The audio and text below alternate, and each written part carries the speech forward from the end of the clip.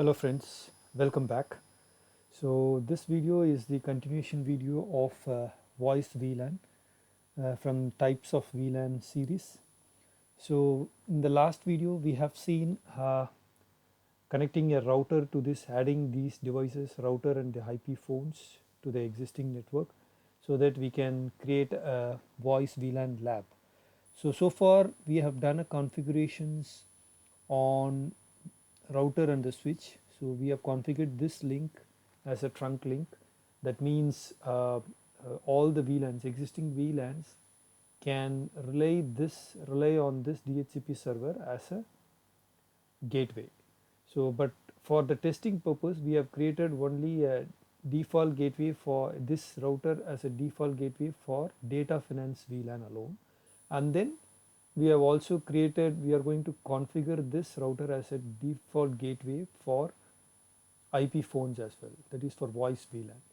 So for that only we have done this configuration so far. If you see the router configuration, so you could see the fast Ethernet 0/1 which is connecting the switch has been configured with two sub interfaces, one for data finance VLAN which is .10, and the other one is for IPT which is .150, that is for voice VLAN, IP telephony as I said. And now what we are going to do is, so and also we have tested that from the data finance we are able to successfully ping the gateway, ping 1.1.1.25. So we are able to ping the gateway or the DHCP server from this finance VLAN. So let's configure the voice VLAN, and let's finish this lab by connecting the IP phones to the switch, and then check whether this DHCP server is able to allocate IP address automatically to these IP phones, and these two IP phones can easily communicate each other after acquiring the IP address. Let's proceed. So the next step is, like, we are going to configure the router as a DHCP server for the voice. So to act, anyway, this is a common DHCP server. So to create, to behave as a DHCP server for voice, we need to give a pool. We need to create a pool for VoIP VLAN. So that's what we are going to see. Just go to configuration mode, and then you are going to create a DHCP pool. So give IP DHCP and then pool. Then you can give a pool name. Let's say we can give VoIP as a pool name, and then assign the network, which network we are going to give for a voice VLAN. As I said, it is 192.168.150.0 network with /24 as the subnet mask.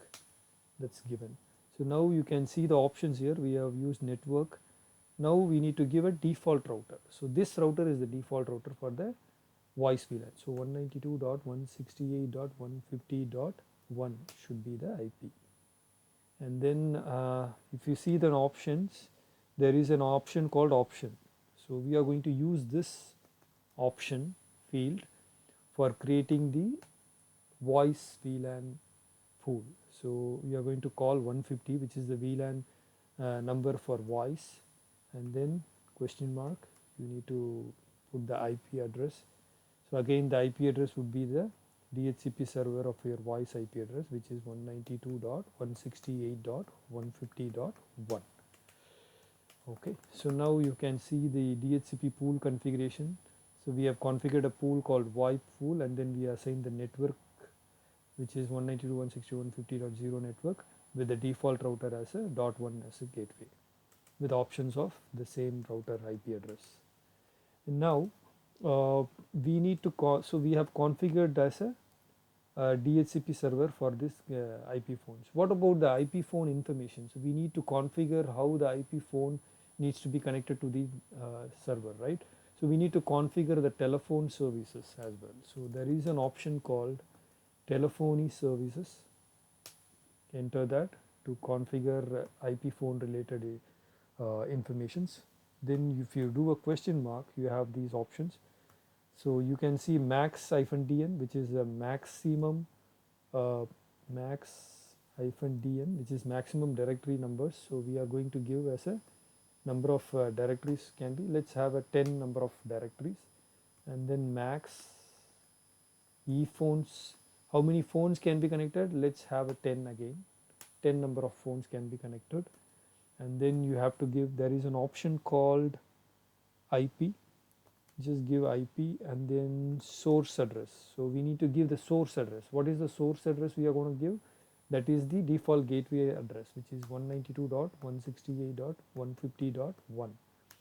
and then what port we need to assign. So this is the TCP port which is used for the telephony services.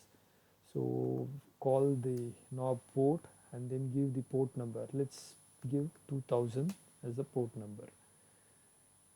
Okay, so that's it. And then now go for another options. You can see the auto option here.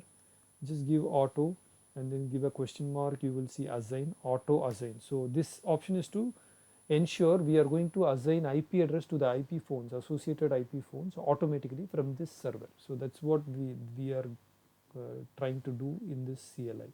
So auto assign, and then if you give a question mark, it gives a number. So let's say you are going to give 1, start dn tag, which is the directory, starting directory is let's 1. We have totally 10 directories.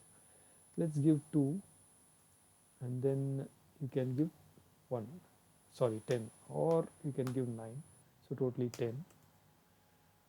So that's it. So we have given these things. So do show run. If you give, you have configured some telephony configurations.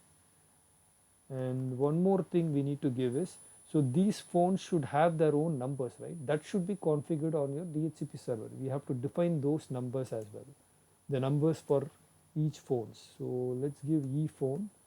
You have to exit out of this telephone, and then you will have an option called ePhone over here. So you can see here ePhone, define Ethernet phone.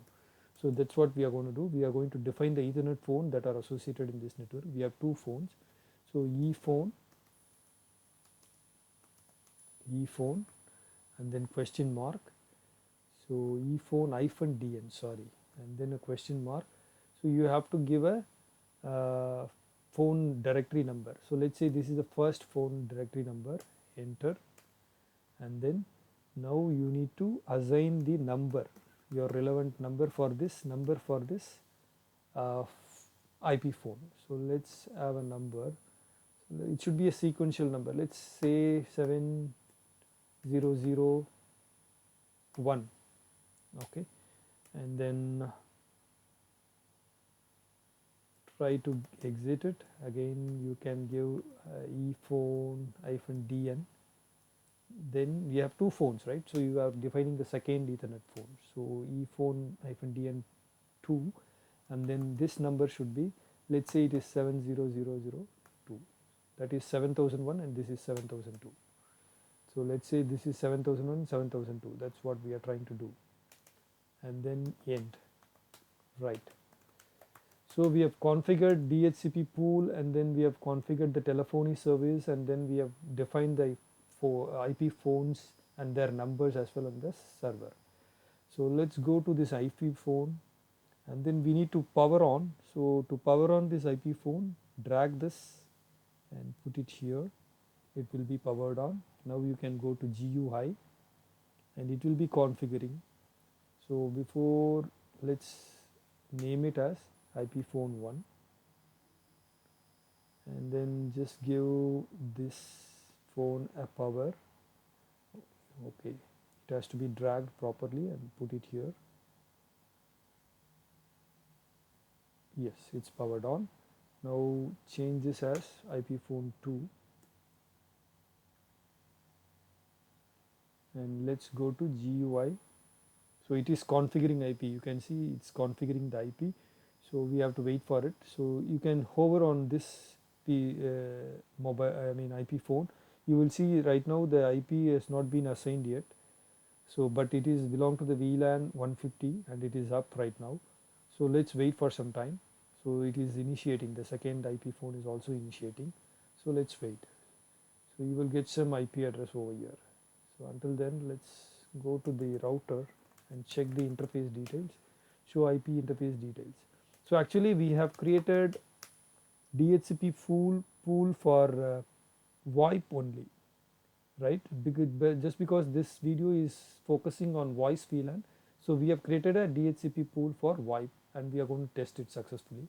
So for the data finance VLAN, which we are able to configure the gateway, so we can configure a different pool altogether, like IP DHCP pool, data finance, and then you can assign the network, respective network, like 1.1.1.20 or something, and then you have to give those associated parameters. Then you will be able to create a pool for that, and you will be able to assign the IP address automatically to the data finance VLAN users. So let's now currently focus on that. Let's see whether it is required. Yeah, you can see here it has been acquired the IP address 192.168.150.2, and this one would have acquired .3. You can see. So IP phone, both the phones have the IPs assigned by the server, and you can see the number as well. 7001 is the number which we have configured as the directory number for this IP phone 1. Let's go to this phone, it is 7002. Let's test whether we are able to connect these two devices. We are successfully received the IP address from the DHCP server. Let's try. So how do we try this? Let's dial this number 7002 and then pick this. It will give a, and then go here and then pick it up. You can see they are connected now. Similarly, you can also try from here. Just dial 70001 and then pick it up. It will dial it, go to the other end of the device and pick it up. So it's been connected now.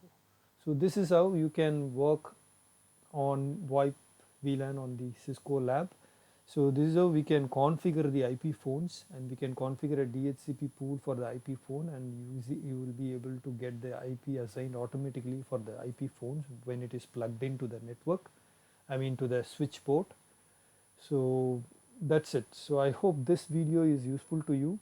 You can always put your questions in the comment section, and I'll be able to help you out there if in case you want to know more about this particular scenario. That's it. So thanks for listening to this video, and we will see what will be the next video. Until then, bye from me. Thank you so much.